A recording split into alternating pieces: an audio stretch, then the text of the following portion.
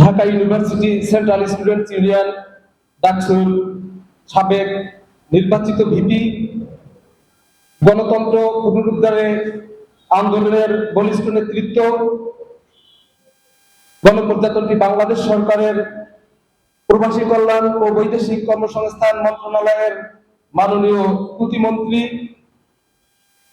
পটুয়াখালীবাসীর গর্বের ধন তথা দশমিনা গলাচিপার আপামর জনসাধারণের অতি আপনজন জনাব মোহাম্মদ নুরুল হক এমপি মহোদয়, উপস্থিত রয়েছেন তার পিএস এপিএস বা দশমিনা থানায় যোগদানকারী অফিসার ইনচার্জ সহ সরকারি কর্মকর্তা বৃন্দ, মঞ্চে উপস্থিত গণ অধিকার পরিষদ ও বাংলাদেশ জাতীয়তাবাদী দলের সম্মানিত নেতৃবৃন্দ, আমার সামনে উপস্থিত আমার শ্রদ্ধেয় দশমিনা উপজেলায় কর্মরত সম্মানিত প্রধানগণ, আমন্ত্রিত অতিথিবৃন্দ, সবাইকে আমার সালাম, আসসালামু আলাইকুম। সময় সংক্ষিপ্ত, আমি শুধু একটা কথাই বলবো, আজকে আমাদের মাঝে আমরা যাকে পেয়েছি, আজকে আমাদেরকে সময় দিতে পেরেছেন আমাদের মাননীয় মন্ত্রী মহোদয়, আমরা তার প্রতি কৃতজ্ঞ যে শত ব্যস্ততার মাঝেও তিনি আমাদেরকে সময় দিয়েছেন। এজন্য আমরা দশমিনার শিক্ষক সমাজ তার প্রতি কৃতজ্ঞ। আমরা জানি মাননীয় মন্ত্রী মহোদয়, আপনি বাংলাদেশের ক্যাবিনেটের একজন উজ্জ্বল নক্ষত্র। মন্ত্রী পরিষদে আপনার কথা অবশ্যই গ্রহণযোগ্য। আপনি যে কোনো রকমের দাবি করে যে কোনো মন্ত্রণালয় থেকে আপনি কাজ আনতে পারবেন। বিশেষ করে দশমিনার এই অবহেলিত জনগোষ্ঠীর জন্য আপনি অনেক কাজ করতে পারবেন ইনশাআল্লাহ। আমি যতটুকু লক্ষ্য করেছি, আমার বাড়ি বাউফলের তুলনায় দশমিনায় উন্নয়ন অনেক অনেক কম। এখানে আমার সামনে যারা রয়েছেন, আপনারা অবশ্যই কালাইয়াতে যান। আপনারা কালাইয়া গেলে দেখবেন কালাইয়া বাজারের পূর্ব পাশে কালাইয়া মাধ্যমিক বিদ্যালয়, সেখানে 5টি ভবন। একটা মাধ্যমিক বিদ্যালয়ে 5টি ভবন আমার মনে হয় দশমিনায় কোথাও নেই। একটি ভবনও অনেক প্রতিষ্ঠানে নেই। অবকাঠামোগত দিক থেকে দশমিনার প্রতিষ্ঠানগুলো খুবই দুর্বল। মাননীয় মন্ত্রী মহোদয়ের আমি দৃষ্টি আকর্ষণ করছি যে আপনি এই সমস্যার সমাধান আপনার হাত দিয়ে আমরা করতে চাই, আপনি করতে পারবেন। সরকারের বিভিন্ন নির্বাচনী আসনে আসলে নির্দিষ্ট সংখ্যক নির্ধারিত কিছু বরাদ্দ থাকে। আপনি এখান থেকে আপনি অতিরিক্ত বরাদ্দ আপনাকে আনতে হবে এই সমস্যার সমাধান করতে হলে, আর আপনি সেটা পারবেন।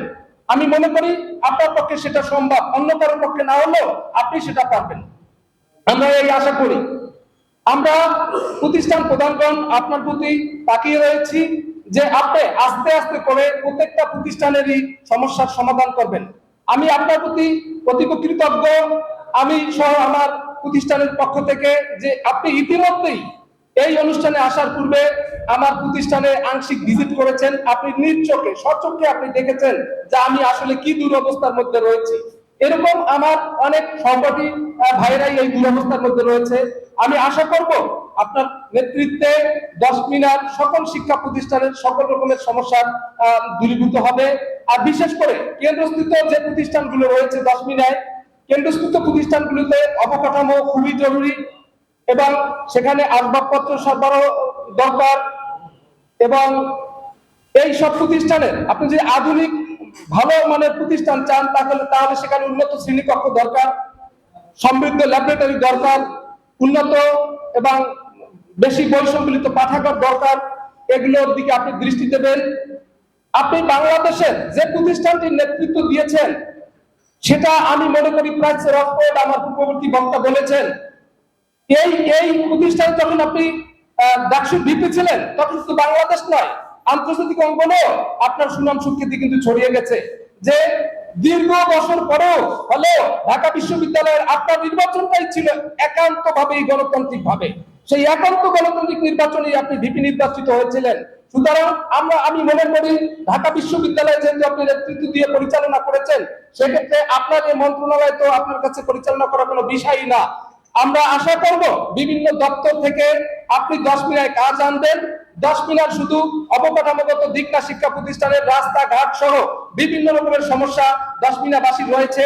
এই সমস্যা আপনি দূর করবেন এবং সর্বোপরি আজকে আমাদের শিক্ষক সমাজের সাথে আপনি সময় দিয়ে আমাদেরকে যে করেছেন, আমাদেরকে সম্মানিত করেছেন, এই জন্য শিক্ষক সমাজের পক্ষ থেকে আপনার প্রতি কৃতজ্ঞতা ও আপনার সুস্বাস্থ্য ও দীর্ঘায়ু কামনা করে আমি আমার বক্তব্য শেষ করছি। সকলকে ধন্যবাদ।